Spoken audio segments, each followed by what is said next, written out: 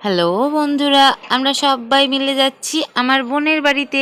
আমার যেহেতু আমার বোনের বিয়েতে যাওয়া হয়নি, তাই কিন্তু আমি ভাবলাম যে চলো সবাই মিলে ঘুরে আসা যাক।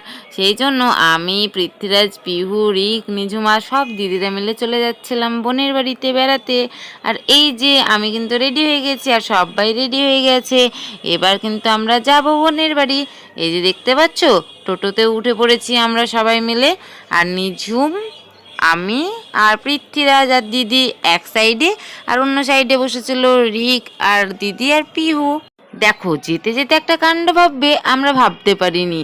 আসলে দিদি একটা চাদর নিয়ে এসেছিল, তো চাদরটা যে হঠাৎ করে কিভাবে রাস্তার মাঝখানে পড়ে গিয়েছিল আমরা ভাবতেই পারিনি। তো অনেকক্ষণ পরে একজন মোটর সাইকেল থেকে বলল যে আপনাদের চাদর পড়ে গেছে। তখন আমরা আবার টোটোটাকে ঘুরিয়ে সেই চাদরটাকে দেখছো নিয়ে আসলাম। কি অবস্থা!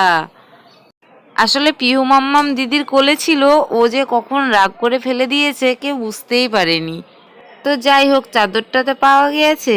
তো বলতে বলতে আমরা কিন্তু দেখতে পাচ্ছ টোটোতে করে বেশ সুন্দরভাবে চলে যাচ্ছিলাম। একটু আলতো আলতো রোদ পড়ছিল মুখের ওপরে, বেশ ভালোই লাগছিল সবাই মিলে যেতে। আর পৃথ্বীরাজ কিন্তু আমার কোলে ঘুমিয়ে পড়েছে। ও একটু গাড়িতে হাওয়া পেরেই কিন্তু ঘুমিয়ে যায়। আর এদিকে দিদি যে কার সাথে কথা বলছিল, তো ওকেও ডেকে একটু ভিডিও করে নিলাম। তো চলো, বোনের বাড়িতে গিয়ে কি করছি সব কিছু তোমাদের সঙ্গে শেয়ার করব। তোমরা এই ব্লগটি লাস্ট পর্যন্ত দেখতে থাকো।